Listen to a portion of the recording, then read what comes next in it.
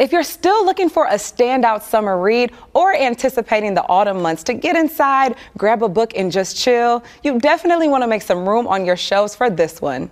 Leader of the Lighthouse Church, Pastor Keion Henderson, dropped his newest book this week, and it's a game changer for those of us who are looking to improve on their outlooks on various types of relationships. The book is titled Lazy Love, and today we're sitting down with the author for more. Pastor Keion, good morning. How are you doing? Good morning, sis. How are you? I'm doing good. Now share with us the overall inspiration of this book. Well, it actually didn't start off as a book. It started off as a sermon. I think some time ago, a Sunday fell on Valentine's Day. I was trying to be creative. Okay. And one of the associate pastors said, you should turn this into a book.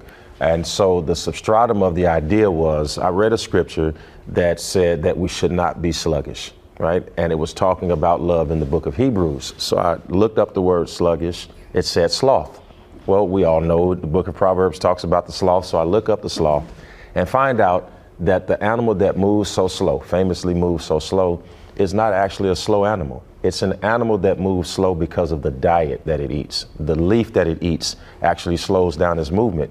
And I thought, that's the truth about love. Is it possible that our diet, do we eat our trauma? What happens in our past? Does that contribute to the slow movement of our love and relationships? And that's how the idea came about. Wrote the book, and here we are. Wow. So you talk about your upbringing from Gary, Indiana. Gary, Indiana. Tell us a little bit about how much of that upbringing inspired this book. My mother worked at Taco Bell, made $6 an hour, and raised 4 children. All we had was love. We didn't have shoes, we didn't have clothes, we didn't have a lot.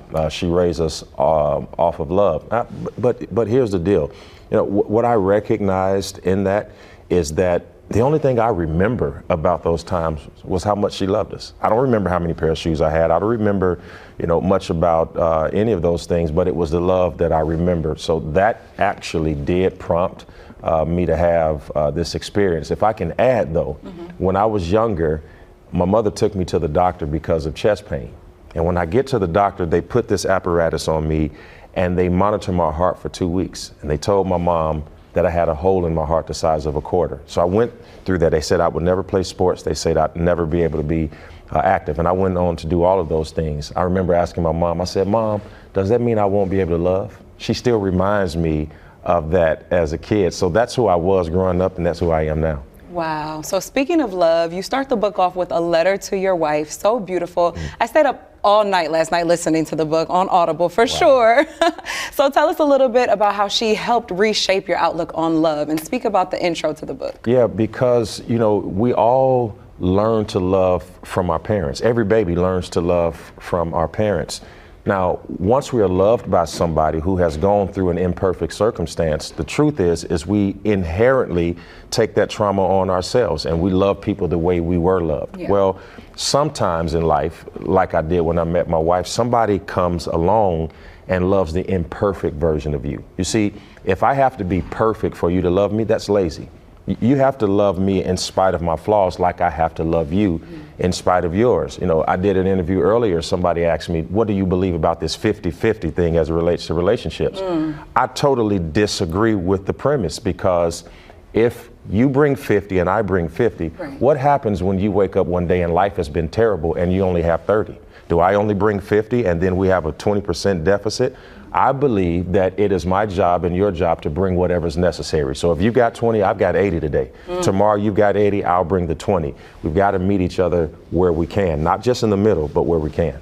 Yeah, so in the book, you don't only talk about romantic relationships, but you talk about relationships between parents, friends, co-workers. Kind of give us some tips and some tricks of why are those relationships in need of maintenance? Yeah, because you're surrounding yourself with all of these people. Do you only want to be happy at home and disenfranchised at work? You got to invest in the people all around you as it relates to love. And here's one thing I know, whether it's a bank or whether it's a person, you cannot get a withdrawal where you haven't put a deposit. I like that. That's good. Now, chapter 5 of the book, The Suffering Son, kind of talks about loving people through their turmoil, or even just receiving the love when you may be the suffering son. And we know after the recent hurricane, the church, the Lighthouse Church up on the north side, we know you guys suffered severe, major damage. And so first of all, we just want to say we're thinking of you all during this time as you guys work to rebuild, but kind of talk about how you're continuing in the face of adversity. You're promoting this book, you still have a flock to lead, and now you have to find a place for all of these people to go. So just tell us how you as an individual are adapting to what's going on right now. You know, it's not much of an adaptation. It rains on the just as well as the unjust. I wake up every morning knowing it could be good. I also wake up every morning knowing it could be bad. I am not faltering because of my circumstances. I've got the faith to make it through it. And that's what I'm teaching our congregation, because while our church is in disarray, let me say it this way, while our building is in disarray, our church is still open. The church hasn't been affected.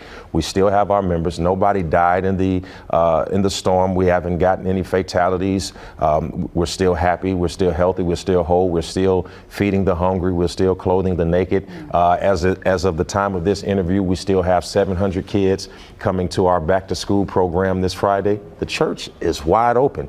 That building will be replaced. You know, we'll get a new roof, we'll get new carpet, we'll get new floors, but the souls are still intact. So what's there to be sad about? Yeah. What do you want the reader to take away from this book? I want the reader to take away from this book that it is easy to love your friend. It is difficult to love your Judas. And if you can find a way to love those who despitefully use you, you can be much happier, because unforgiveness is like drinking poison and then waiting on your enemy to die. You've got to purify yourself. You've got to love in spite of. I want people to know that your past is not an indicator of your future, and that you can love anyone at any time through anything if you make a decision. I'll say this lastly, it's called forgiveness. That word for comes from the word before, which means that you have to give forgiveness before you were offended. You can't build a house in a hurricane. You've got to make it strong before. So if you'll fortify your heart when you're happy, you'll make it through the storm when you're sad. Wow. Thank you so much, Pastor Keion. And to grab your copy and for a chance to meet Pastor Henderson, you can catch him in Humble at the Barnes & Noble bookstore tomorrow, August 8th at 6 p.m. Again, thank you so much. Thank you so much. It's my honor.